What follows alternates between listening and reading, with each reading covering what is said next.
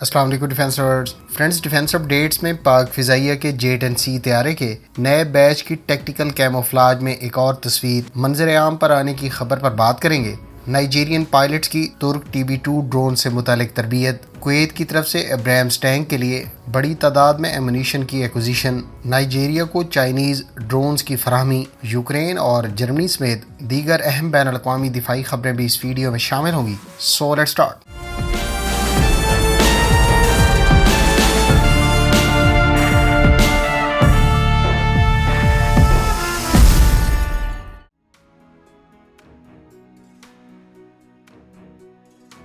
ترک company baker نے Nigeria کو ڈرونز ڈیلیور کرنے سے پہلے نائجیرین ایئر فورس کے پائلٹس کی تربیت کا آغاز کر دیا ہے۔ گو کہ ابھی تک نائجیریا کی جانب سے بیکر کمپنی سے خریدے گئے ڈرونز کی ٹائپس نہیں بتائیں گی، تاہم ماہرین کے مطابق نائجیریا نے ترکی سے غالباً TB2 ڈرونز ہی آرڈر کیے ہیں۔ یاد رہے کہ نائجیرین سینیٹر نے حالیہ میڈیا انٹرویو میں کہا ہے کہ نائجیرین UAV پائلٹس اس وقت ترکی میں ٹریننگ حاصل کر رہے ہیں۔ اس سے پہلے جنوری میں دونوں ممالک کے درمیان دفاعی تعاون اور کاؤنٹر ٹیررزم سپورٹ کے علاوہ مختلف ملٹری ہارڈ ویئر کی ایکوزیشن سے متعلق بھی بات چیت ہوئی تھی۔ یاد رہے کہ نائجیریا اس سے پہلے چائنیز ساختہ ونگ لانگ اور CH-4 ڈرونز بھی استعمال کر رہا ہے، تاہم ترک TB2 ڈرون صرف $2 سے $4 ملین پر یونٹ کاسٹ کرتا ہے، جو مد مقابل دیگر ڈرون سے سستا اور خاصا افیکٹو ثابت ہوا ہے۔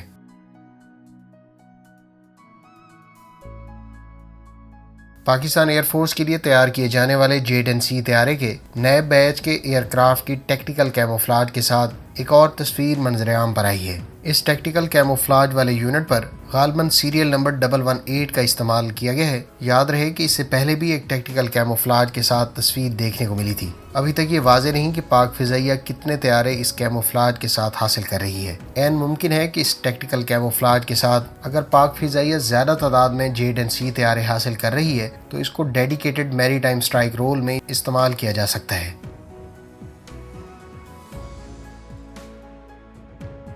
کویت کی آرمی امریکہ سے بڑی تعداد میں ابراہیمس ٹینک کے لیے ایمونیشن خرید رہی ہے۔ US ڈپارٹمنٹ آف ڈیفنس نے اس متوقع سیلز کے حوالے سے پہلے ہی منظوری دے دی ہے۔ اس ایمونیشن کی ایکوزیشن ڈیل کی مالیت $250 ملین متوقع ہے۔ یاد رہے کہ کویت 218 ابراہیمس ٹینک استعمال کرتا ہے۔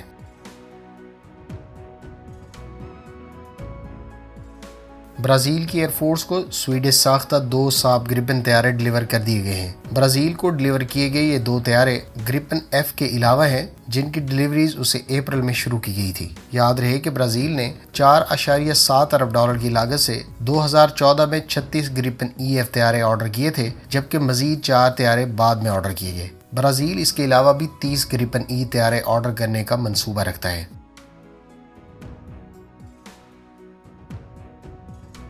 انڈین DRDO نے کہا ہے کہ اس کے ارجن ٹینک کے MK-1A ورژن میں آرٹیفیشل انٹیلیجنس صلاحیت کا اضافہ کیا جائے گا، تاکہ یہ ٹینک ٹارگٹس کو ڈیٹیکٹ، ٹریک اور خودکار نظام سے انگیج کر سکے۔ یاد رہے کہ ارجن MK-1A کو ارجن MK-2 بھی کہا جاتا ہے، جو اس ٹینک کا لیٹسٹ ورژن ہے۔ اس میں جرمن ساختہ V90 turbo charge diesel engine کا استعمال کیا گیا ہے۔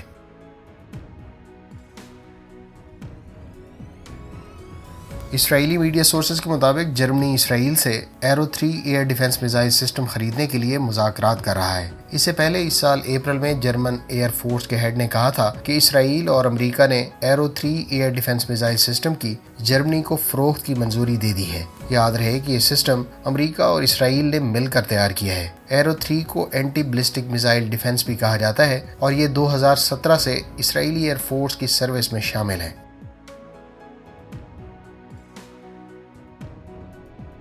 نائجیریا کی نیوی نے چائنیز کمپنی ایوک کے تیار کردہ AR-500B ان-مینڈ شپ بورن ڈرونز ریسیو کر لیے ہیں۔ یاد رہے کہ ایوک کے تیار کردہ AR-500B اور C نے فرسٹ فلائٹ نومبر 2020 کو لی تھی۔ نائجیریا کو 4 ڈرونز ڈیلیور کیے گئے ہیں۔ AR-500B 500 kilogram take of wait اور 70 کلوگرام پے لوڈ کیپیسٹی رکھتا ہے۔ یہ 4 گھنٹے تک فضا میں رہنے اور 100 کلومیٹر کی رینج کا حامل ڈرون ہے، جبکہ اس کی سروس سیلنگ 4000 میٹر اور یہ 140 کلومیٹر پر آور کی سپیڈ سے فلائی کر سکتا ہے۔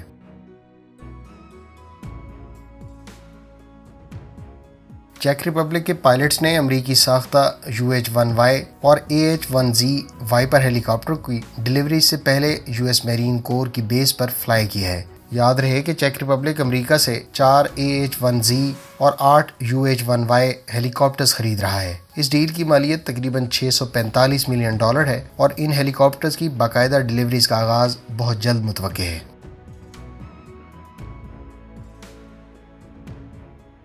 फ्रेंड्स, इटालियन कंपनी लियोनार्डो की तरफ से कुवैत को मजीद 2 यूरोफाइटर टाइफून डिलीवर कर दिए गए हैं। इन डिलीवरीज के साथ कुवैत की फिजाइया के पास यूरोफाइटर टाइफून की तादाद 6 हो गई है। कुवैत को डिलीवर किए गए ये Eurofighter typhoon third batch delivery से थे। कुवैत ने $9 अरब की डील के तहत 28 यूरोफाइटर टाइफून ऑर्डर किए हैं, जबकि कुवैत को फरोख्त किए गए यूरोफाइटर टाइफून ट्रांच 3A में से हैं और इनको MBDA के स्टॉर्म शैडो, इसके अलावा ब्रिमस्टोन समेत दीगर कई एयर टू ग्राउंड वेपन्स के साथ कुवैत को फराहम किया जाएगा। फ्रेंड्स, अगर आप यूरोफाइटर टाइफून की सलाहियतों और इसके तमाम तर वेरिएंट्स के बारे में जानना चाहते हैं तो इस टॉपिक पर हमारी डिटेल वीडियो पहले से मौजूद है।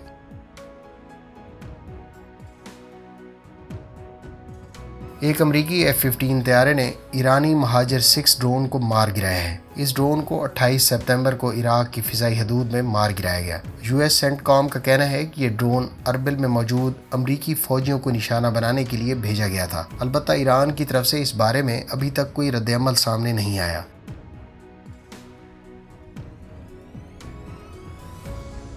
जर्मन सोर्सेज का कहना है कि जर्मनी की तरफ से यूक्रेन को IRIS-T surface to air missile system की 4 बैटरीज बहुत जल्द डिलीवर कर दी जाएंगी। इस सिलसिले में पहला सिस्टम जो इस वक्त प्रोडक्शन के फेज में है उसकी डिलीवरीज अक्टूबर के एंड तक मुतवक्के है।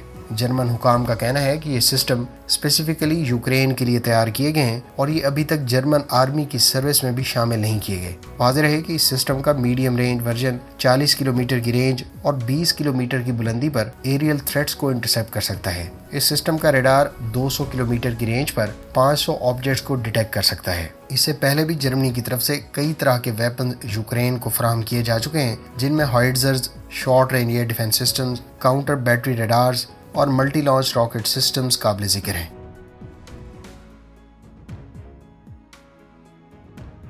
इंडियन आर्मी के बारे में इतलात हैं कि वो मजीद K9 सेल्फ प्रोपेल्ड हॉइट्जर्स खरीदेगा। याद रहे कि कोरियन K9 थंडर पर बेस्ड K9 विजारा हॉइट्जर इंडिया में मकामी सतह पर तैयार की जा रही हैं। इंडियन आर्मी तकरीबन 100 मजीद हॉइट्जर्स खरीदेगा और इनको चीन के साथ मुल्हिका बॉर्डर पर तैनात किया जाएगा। ये हॉइट्जर 360 किलोमीटर की रेंज और 67 किलोमीटर पर आवर की स्पीड रखती है। इसके क्रू मेंबर्स की तादाद 5 है, जबकि ये ज़्यादा 40 किलोमीटर की रेंज पर प्रोजेक्टाइल्स को फायर कर सकती है।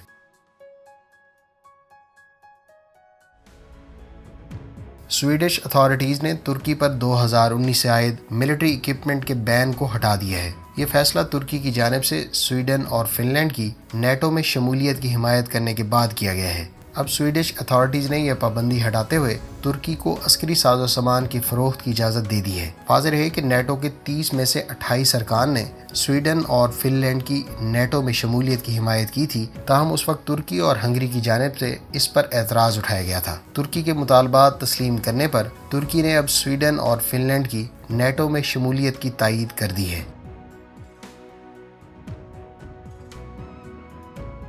फ्रेंड्स, तुर्क कंपनी के तैयार करदा MS-23 जैमर ने तमाम टेस्ट कामयाबी से पास कर लिए हैं। इस सिस्टम के बारे में इतलात है कि ये मुख्तलिफ तरह की नाइस फ्रीक्वेंसी लॉन्ग रेंज पर प्रोड्यूस करने की सलाहियत रखता है, जो दुश्मन के फ्लाइंग ड्रोन्स को डिसरप्ट करने के काबिल बनाती हैं। इस सिस्टम के बारे में इतलात है कि इसको बाकायदा 2023 में आर्म्ड फोर्सेस की सर्विस में शामिल कर दिया जाएगा। फ्रेंड्स, ये थी आज की डिफेंस अपडेट्स। उम्मीद है इस वीडियो से आपकी मालूमात में इजाफा होगा। मिलते हैं नेक्स्ट वीडियो के साथ। अपनी दुआ में याद रखिएगा। अल्लाह हाफिज़। पाकिस्तान जिंदाबाद।